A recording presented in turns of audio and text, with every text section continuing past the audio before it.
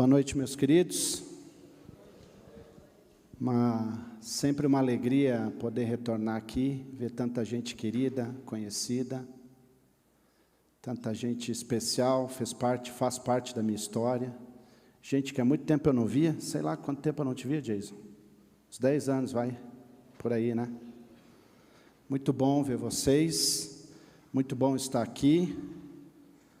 E muito bom poder compartilhar a palavra com vocês, conversando com o pastor Bruno, pastor Jackson, sobre esse momento entre a transição do Natal para o Ano Novo, o que falar nesse tempo. Então eu queria dar mais ou menos uma de camaleão.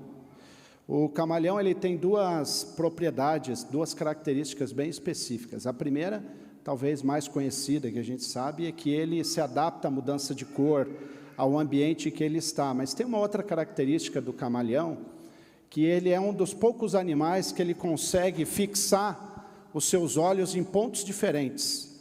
Ele consegue mudar o seu globo ocular e consegue olhar para duas direções completamente opostas. Então eu queria olhar a sombra do Natal que nós passamos, mas ao mesmo tempo olhar para o ano novo que está à nossa porta, e 2023, e refletir sobre esse tema, desse que foi um dos títulos que o Messias recebeu.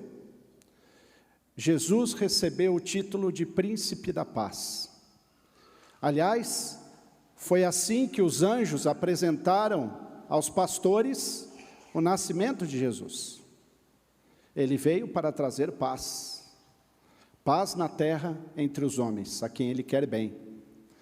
Então, diante desse tema da paz, como nós podemos juntar a celebração do Natal, do nascimento de Jesus, com a paz que nós precisamos tanto construir em nossas vidas? E vivemos tempos difíceis, tempos turbulentos, num final de ano tão difícil. Difícil pessoalmente, difícil para muitas famílias, difícil para muitas igrejas, difícil para a nossa nação, com todo esse caos que estamos vivendo e com tanta intensidade. Difícil para o mundo, que vive em guerra e vive os seus desajustes. Foi um ano de muitas tensões, e ainda temos tensões. Tem sido um ano de muitas preocupações, um ano de muitas incertezas, um ano que nós terminamos carregados de tanta ansiedade e receio por aquilo que está por vir. Um ano em que, talvez o pior de tudo, nós chegamos divididos, separados, feridos. Nós estamos com uma nação dividida. Por isso, meu irmão, minha irmã, eu espero que você ouça essas palavras, e se você achar alguma coerência dela com o Evangelho, guarde em seu coração. Não vim aqui, de maneira nenhuma, mandar recado para ninguém. Essa é uma voz que eu falo para mim mesmo, e clamo para mim mesmo, como uma palavra que eu preciso viver. O texto que eu escolhi, um dos textos que eu escolhi para a nossa reflexão, se encontra no Evangelho de Marcos, capítulo 10, no final do Evangelho. É interessante porque nessa conversa, é um diálogo, em que os discípulos estão reunidos, e aí os irmãos Tiago e João, eles começam uma discussão entre eles, e chamam Jesus à parte, e eles fazem um pedido, e eles falam o seguinte: Jesus, quando o Senhor voltar para a sua glória, quando estivermos lá todos reunidos no banquete celestial, será que o Senhor poderia conceder a mim e ao meu irmão um lugar à sua direita e outro à sua esquerda? E aí Jesus tem uma longa conversa com eles a respeito do que eles estavam pedindo, e basicamente Jesus diz: olha, isso não cabe a mim. Mas aí ele diz: não será assim entre vocês. Os discípulos de Jesus, eles funcionam com uma outra lógica, com outro pensamento. Os discípulos de Jesus não caminham nessa mesma lógica. Ele diz: não será assim entre vocês, pelo contrário, quem quiser tornar-se importante entre vocês deverá ser servo, e quem quiser ser o primeiro deverá ser o escravo de todos, pois nem mesmo o Filho do Homem veio para ser servido, mas para servir e dar a sua vida em resgate de muitos. É interessante esse texto, porque a princípio o pedido de Tiago e de João é um pedido bastante simples e até certo modo aplicável. Jesus vai ter que escolher quem vai ficar à sua esquerda, à sua direita, e por que não eles? Então, me parece que Jesus não teria nenhuma dificuldade em realizar esse pedido de colocar no lugar de honra esses dois irmãos, um à sua direita e outro à sua esquerda, porque era assim que era disposto quando havia um banquete e as pessoas eram convidadas, havia uma festa, as pessoas eram colocadas no seu lugar conforme o destaque em que eles tinham a partir do anfitrião da festa. Quanto mais próximo os convidados estavam do anfitrião, mais importante, mais honra eles recebiam naquela ocasião. Por isso, um à direita e outro à sua esquerda. Eram as pessoas mais próximas. A pergunta não é se Jesus poderia realizar esse seu pedido, mas a pergunta é por que Jesus realizaria o pedido de colocar um à sua direita e à sua esquerda. E Jesus decide não realizá-lo, não porque ele não pode, mas porque ele não quer. E basicamente o que Jesus diz para aqueles irmãos é que o reino de Deus, ele opera com outros valores. Por isso que ele faz essa afirmação: entre vocês não será assim. Os discípulos de Jesus não caminham pela mesma lógica que opera o nosso mundo. Os valores do reino de Deus, eles estabelecem pela lógica do serviço. É ser o último, é ser o que serve, é lavar os pés, é fazer aquilo que ninguém quer fazer. É a isso que o discípulo de Jesus é chamado a fazer. E a pergunta que vale $1 milhão é: o que ninguém quer fazer hoje? Certamente não é lavar os pés, esse não é o nosso dilema. A pergunta é: a que a igreja é chamada a fazer, do que nenhum outro grupo, nenhuma outra organização, nenhum outro conjunto de pessoas se presta a fazer, se importa em fazer, deseja fazer e realiza. O apóstolo Paulo, na sua segunda carta aos Coríntios, capítulo 5, versos 17 a 20, ele fala sobre o ministério de Jesus. É um texto certamente muito conhecido de muitos de nós, mas ele, creio que traz uma implicação bastante séria para os nossos dias. Diz o seguinte: assim quem está em Cristo é uma nova criatura e as coisas velhas já passaram, e eis que tudo se fez novo. E tudo isso provém de Deus, que nos reconciliou consigo mesmo por meio de Jesus Cristo e nos deu o ministério da reconciliação.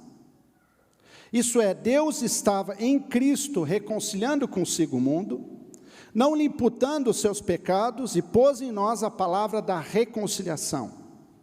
De sorte que somos embaixadores da parte de Cristo, como se Deus por nós rogasse. Rogamo-nos, pois, da parte de Cristo, que vos reconcilieis com Deus. O que me parece que é uma dificuldade para os nossos dias e um desafio para 2023 é colocarmos em prática esse ministério da reconciliação. Queridos, nós estamos tão convictos das nossas posições, que estamos preferindo romper as nossas relações em favor daquilo que nós julgamos ser o Evangelho, ou daquilo que nós estamos convictos do que é o certo. Reconciliar.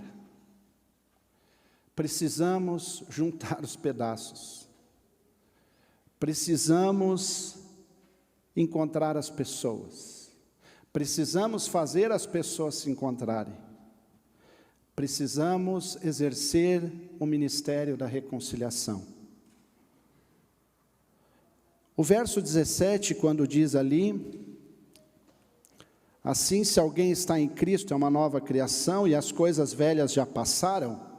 Há duas possibilidades de interpretação para as coisas velhas. E as duas não são excludentes, aliás, eu acho até que elas são complementares. A primeira delas, quando fala de essas coisas velhas, está se referindo ao nosso pecado. O nosso pecado, aquilo que nós cometemos. E aí nós podemos fazer a lista daquilo que nós entendemos por pecado e daquilo que são os nossos pecados: a ganância, a cobiça, a inveja, o ódio, a ira. E podemos fazer essa lista se multiplicar. Então, a primeira coisa que o apóstolo Paulo diz é que nós precisamos abandonar o nosso pecado. Mas a segunda interpretação possível é que nós precisamos abandonar a nossa velha lógica de vivermos e operarmos e agirmos nesse mundo. A lógica, muitas vezes, que nós operamos e que o mundo opera, ela acaba sendo transferida para dentro dos nossos sistemas espirituais, para o nosso mundo religioso e para dentro da nossa igreja. A lógica de Tiago e de João, a lógica do mérito, a lógica do benefício, do toma lá da cá, a lógica do eu primeiro. E Paulo vai dizer: olha, nós precisamos abandonar essa velha lógica, reforçando aquilo que Jesus já havia dito, que não será assim entre vocês. No reino de Deus, os discípulos e discípulas de Jesus operam por uma outra lógica, a lógica do serviço. Portanto, ao olharmos esse texto da reconciliação, a missão de Jesus foi uma única missão: a reconciliação. E essa reconciliação, ela traz uma série de implicações para aqueles que querem seguir a Jesus de Nazaré. O texto começa nos dizendo que Deus nos reconciliou consigo mesmo através de Jesus Cristo. É Cristo que é o elemento da reconciliação, Ele é a porta, Ele é o meio pelo qual nós podemos ser reconciliados. É a oferta suave de Deus. Ele entrega o seu Filho em favor de você e de mim, para que nós pudéssemos ser reconciliados com Deus. O segundo é que Deus reconciliou consigo o mundo. Então há uma reconciliação individual, aqueles que respondem a esse chamado da reconciliação, mas existe um projeto global, que é a reconciliação do mundo. Deus quer reconciliar o mundo. E uma vez que você e eu nos consideramos, nos entendemos por pessoas reconciliadas com Ele, porque aceitamos e respondemos ao chamado de sermos seus discípulos e discípulas, o apóstolo Paulo aqui nos apresenta as consequências de nós que fomos reconciliados com Deus. E ele fala que há pelo menos 3 consequências de nós sermos reconciliados. A primeira é que agora o pincel está com a gente. E ele diz: e Ele nos deu o ministério da reconciliação. Se você foi reconciliado com Deus por meio de Jesus, você recebeu a tarefa, o ministério da reconciliação. Sabemos que a palavra ministério significa serviço. nós recebemos o serviço da reconciliação. E quando eu digo nós, eu não estou dizendo nós, a Redentor, não estou dizendo nós, os pastores, eu estou dizendo nós, os discípulos de Jesus. Cada um de nós que foi reconciliado por Cristo, recebeu esse ministério da reconciliação. Cada um de nós tem a tarefa de ser agente da reconciliação. Segunda tarefa aqui que o apóstolo Paulo nos escreve é que pôs em nós a palavra de reconciliação. Nós temos esse ministério, e esse ministério é exercido através da palavra de reconciliação e através da representação do próprio Cristo. Ele usa a palavra embaixador de Cristo. Nós somos, então, aqueles que são os pés e as mãos de Cristo nesse mundo, para levarmos esta palavra de reconciliação. E ele vai mais além. Ele chega a usar a palavra que nós apelamos para que as pessoas se reconciliem. Não é apenas um convite, não é assim de vez em quando, mas a ideia que está por trás aqui é que a gente seja insistente em nos tornarmos agentes de reconciliação. Que nós sejamos pessoas movidas por esse princípio de nos reconciliarmos uns com os outros, de reconciliar as pessoas com Deus e nos reconciliarmos uns aos outros. Não há nenhum outro texto nas Sagradas Escrituras que tenha tantas vezes a palavra reconciliação por centímetro quadrado aí escrito, do que esse texto do apóstolo Paulo.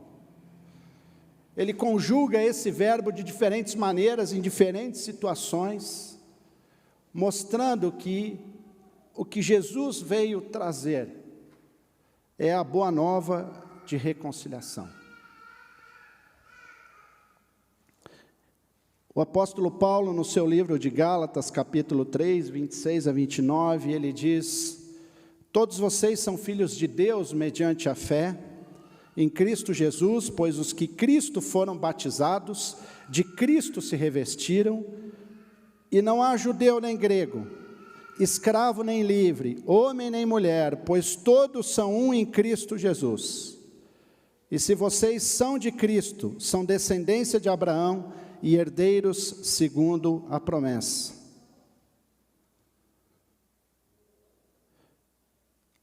Meus irmãos e minhas irmãs,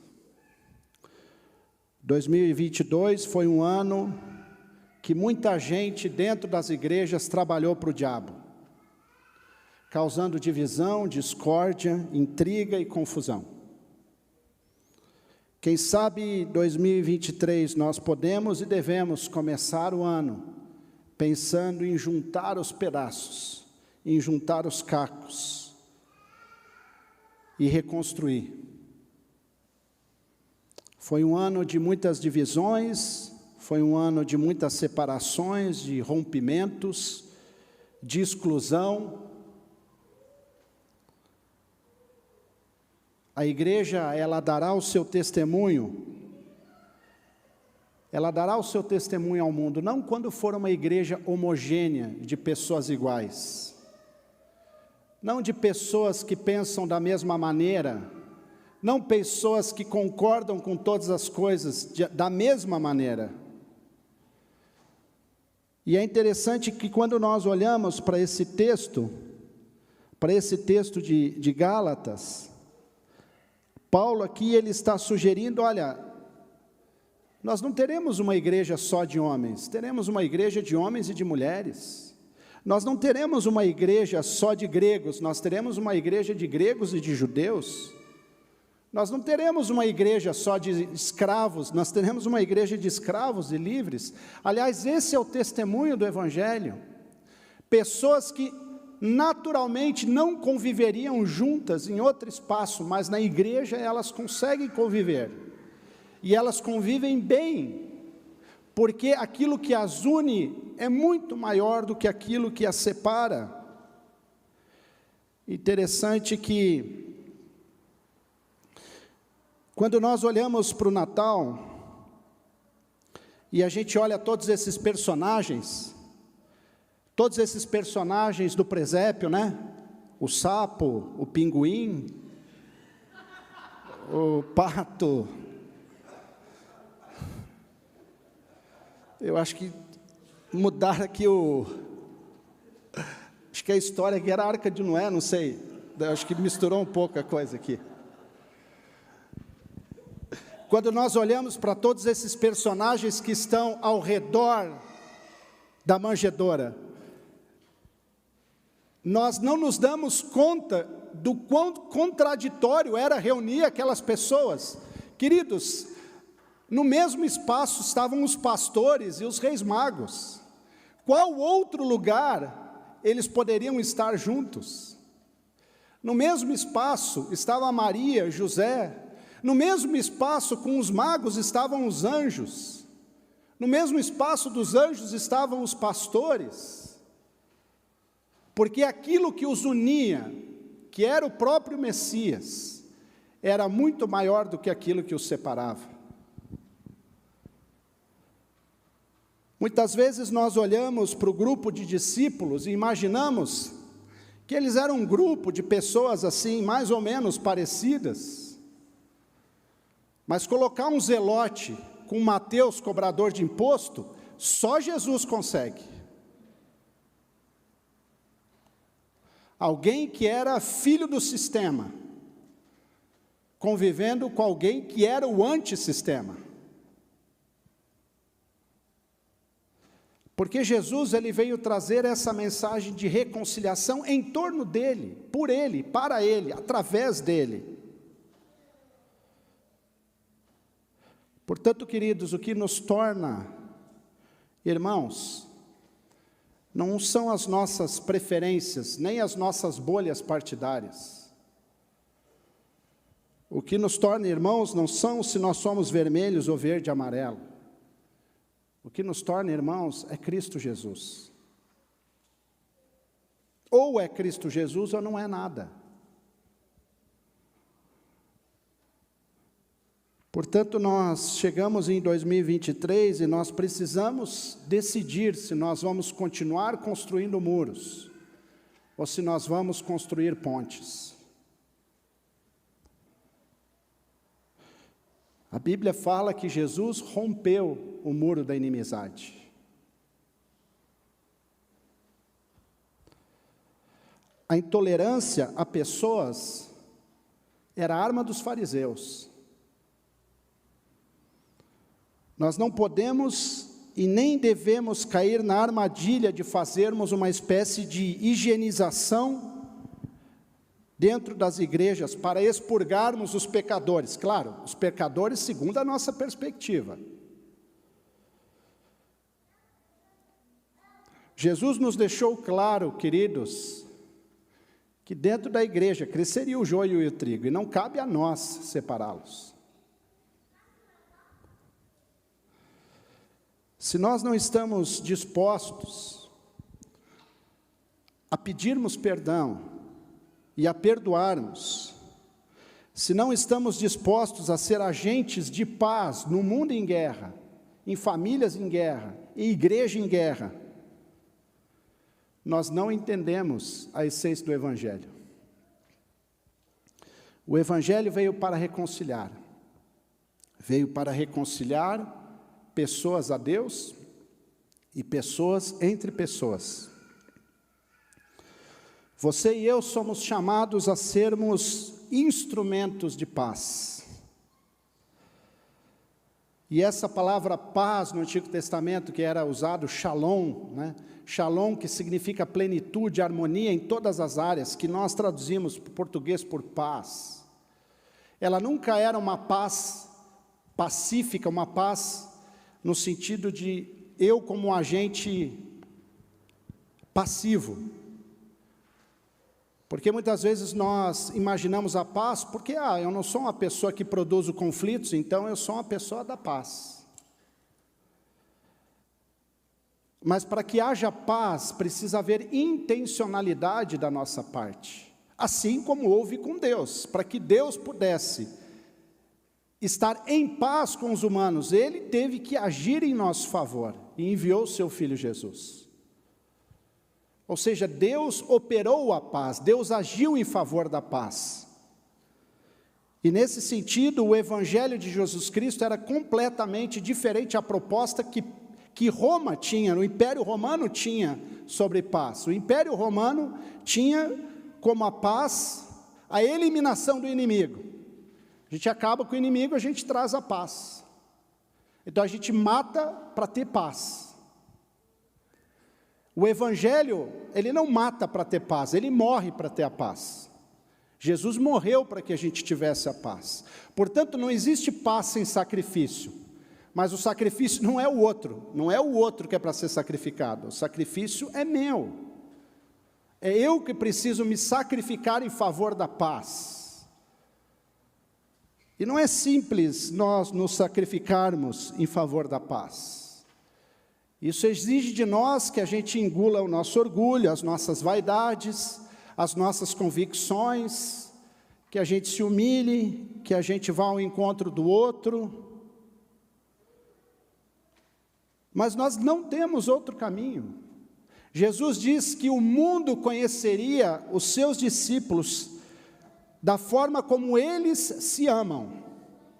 Na medida em que nós nos amarmos, apesar das nossas diferenças, nós teremos um testemunho a favor da Igreja de Cristo.